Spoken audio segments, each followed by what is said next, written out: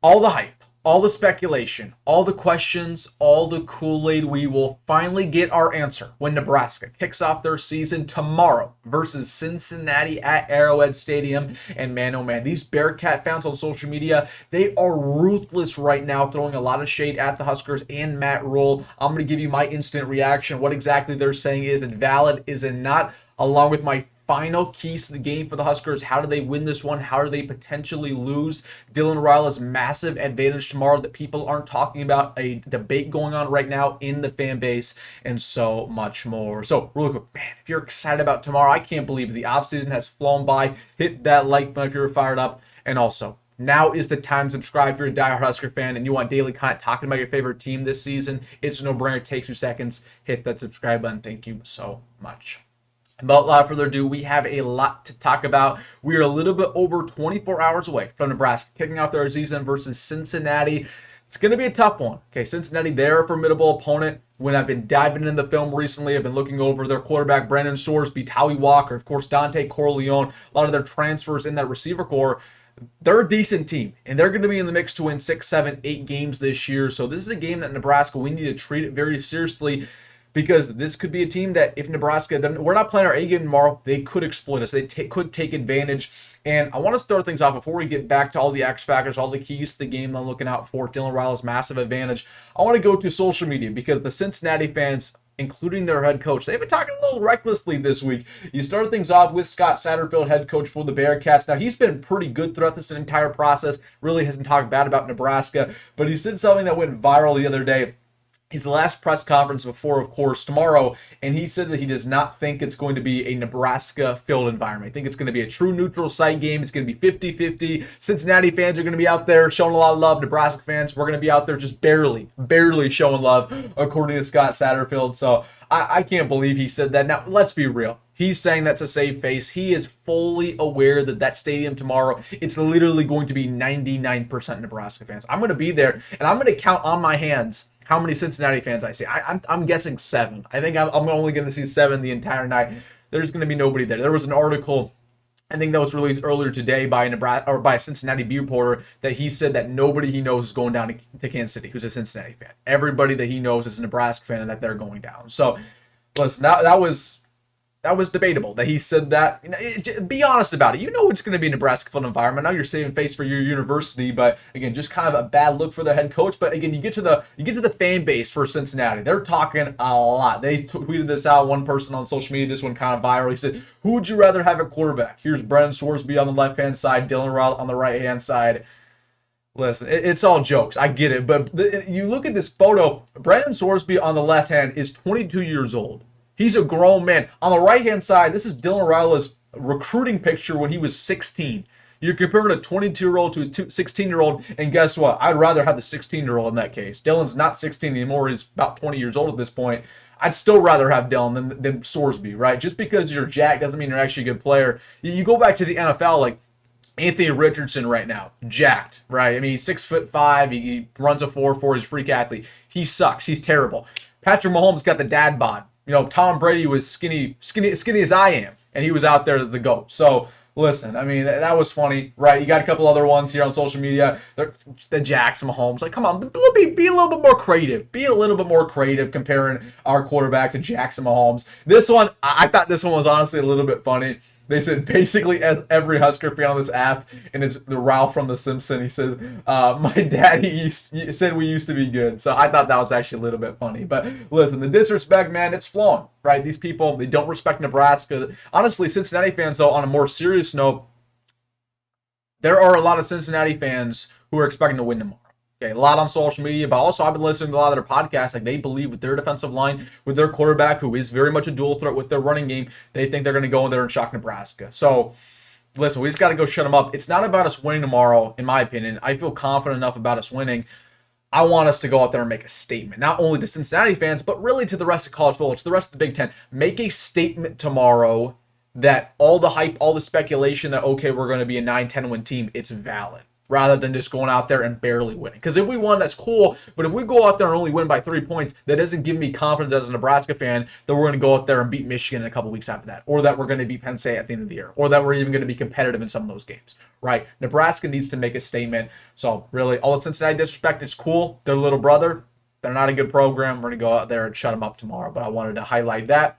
I want to get to a couple keys to the game really quickly here. There was something that was brought to my attention by a subscriber who was DMing me on Instagram the other day, and he said that Dylan Raiola last year was one of the best quarterbacks in zone coverage, which we knew, of course, we forgot about that. Dylan Raiola was basically top 15, top 10 in America against zone coverage. When teams figured that out, they stopped running zone coverage against us. They went to man coverage because we were a lot worse at exploiting that. But anyways, Dylan Raiola, who's one of the best quarterbacks in zone coverage, Cincinnati, they run 95% zone coverage, one of those zone-heavy teams in the country. That's because their secondary, first off, it's not very athletic, it's not very speedy. They can't run man coverage, and also that's just their scheme on defense from a coordinator standpoint. So, listen, this game really bodes well for Nebraska's offense. Dana Holgorsen, Dylan Raiola, all our wide receivers. Like, I just really believe this offense is going to be way too much for them.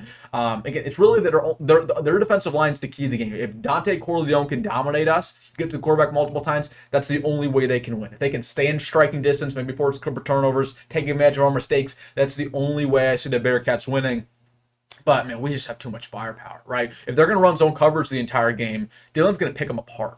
And they can't stop the run either. They're one of the worst run-stopping teams in the Big 12 last year. So what can they do well? Well, they can get to the quarterback a little bit. That's really about it. So I wanted to highlight that. You know, honestly, the X-Factor players tomorrow for Nebraska, I'm going to go with Jacory Barney, not as a wide receiver, but as a punt returner. You know, if we want not only to take advantage of Cincinnati in every single aspect, offense, defense, special teams, we need a dynamic return on kick and punt returns. Again, not only for this game, but for the rest of the season. Jacory Barney is going to give us something we haven't had in over a decade since DeMornay Personnel. So Jacory Barney, if he can flip the field on just 1 or 2 punt returns, where maybe it's the start of the game, I predict it to be a shutout first quarter. Cincinnati doesn't get anything going. If Jacory Barney can take that punt return, bring it back to the opposing 15-10 inside the red zone, that's going to be huge for this offense, right? So I think Jacory Barnes is going to be an X factor returning punts. Cameron Lenhart, I believe, is going to be an X factor tomorrow, where obviously last year he was on the milk car in the majority of the season, right? He wasn't really in the ball game, and when he wasn't making plays. But the reason why Cameron Lenhart, I believe, is an X factor is because we need him as a 3 technique to get to the running back, to plug holes. Cincinnati, they're going to want to run the football, right? That's just their bread and butter. They're not going to want to throw this consistently. They don't have enough talent at the wide receiver position. Okay, purely as that, right? So Cameron Lenhart, the reason why he's the X factor right now, this defensive line, is he brings this defensive line. If he couldn't get off the milk carton, get to the running back, even stop Brennan Swordsby from getting outside the pocket, you know, maybe as a QB spy, really takes his defense to a different level. So I'm looking at Jacory Barney, Cam Lenhart. I'm looking at Rocco Spindler or Justin Evans. People usually never talk about offensive linemen as the X factors, but those two are going to be tasked with double teaming Dante Corleone pretty much every single play. Okay, they got to keep that guy outside the backfield, because if we can neutralize him just a little bit, we're going to be just fine. And then really last X factor, I think it's just Emmett Johnson's game to shine, right? This is an opportunity, right? You want to prove all the people right. I've said I think I think Emmett Johnson is a little bit overrated at this point. Some people expect him to have like 1,500 all-purpose yards. Like, I think that's crazy, to be honest with you. Emmett's a good running back. He's not a great running back. But this is the game where Emmett proves that he is a great running back. He is an elite running back, because, once again, Cincinnati, they cannot stop the run, and they cannot stop shifty and aggressive running backs like him who just know how to find the hole, shoot through it, and go for a touchdown, right? So Emmett Johnson, this is an opportunity to shine, prove that he's an elite running back. If he can get over 100, 150 rushing yards, feeling really good about that unit for the Huskers this year. So those are the X Factor players. You know, I saw this debate on social media, and I want to hear your thoughts down below about it. If Nebraska were to win the toss, and we want to set momentum, we want to set the tone of the game, should we pick offense first or defense first? Because that was a huge debate. I didn't expect it to blow up like it did. If we win the toss, should the offense trot out there first, set the tempo, or should the defense go out there? And offense won the poll. People said, okay, we need Dylan Raiola out there to go get a touchdown and start off the game. My thoughts are the exact opposite. We need the defense to go out there and set the tempo, because that's exactly what happened against Colorado last season. The reason we beat Colorado is not because our offense was lights out. We won against Colorado because our defense was stifling, that we got to Shedeur Sanders time and time again, got him on the turf. They couldn't pass the football. They couldn't run the football. We got that pick 6. We almost got a safety in there, right? Okay, defense sets the tone. That is a Matt Rule coach football team. We feel great about this offense. Don't get me wrong, but you need to start and end with the defense. It's going to win you championships. If we win 10 games, it's going to be because of this defense. So for that reason, I think Nebraska, we should start off on defense, right? Give those boys an opportunity to get 3 now, and the offense, they're going to shine. We already know that. So feeling good about that. But I want to hear your thoughts down below because that was a huge debate. And then honestly, I just want to prepare you guys for what you're about to see tomorrow, just because I think a lot of people have these lofty expectations. It's going to be 45-10. It's going to be 50-0. Like, I've seen some crazy stuff.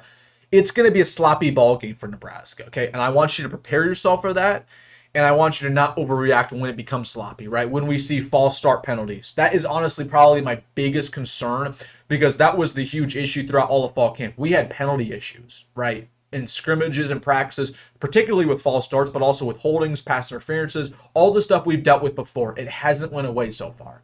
So that's really what I'm worried about.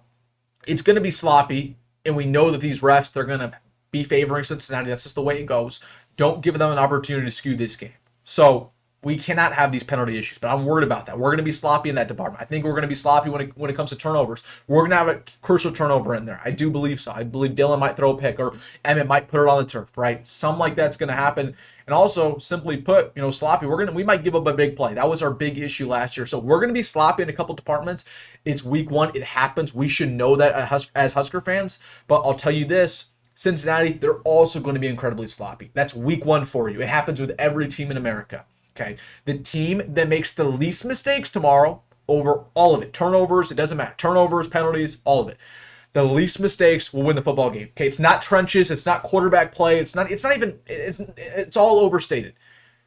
If you can be the more disciplined team tomorrow, you will win. It's as simple as that. But I just want to prepare you guys for that. All right, guys, let me know your final thoughts down below. I just want to give you a schedule of what's going to happen on the channel tomorrow, just so you're prepared for everything. I'll have a video. It's pretty much a final conversational video talking about this game. It'll probably release around 9:30, 10 o'clock tomorrow in the morning, so watch out for that. We might have we're going to have a pregame live stream. I just don't know when it's going to be. We're either going to have a pregame live stream tonight, probably around 8 o'clock Central tonight, or it's going to be tomorrow around 3 o'clock Central in the afternoon. So I just want to know your thoughts down below, which one you would prefer, but we're going to have a pregame live stream at either one of those time slots. And then, of course, we will have a post-game live stream right after the game. It's going to end probably around 11:30 Central. So right after the game's over, right when the clock hits 0, you know where to go. WilsonDittman Sports. We will have a live coverage, win-loss, and I'll tell you how it is. I'll keep it real. Keep it real. So make sure to be here after the game. All right, guys, man, I'm excited. I'm pumped. Let me know your final stuff down below. All right, guys, if you made this far, hit that like button and subscribe. As always, folks, go Big Red. Go Matt Rule. See you tomorrow.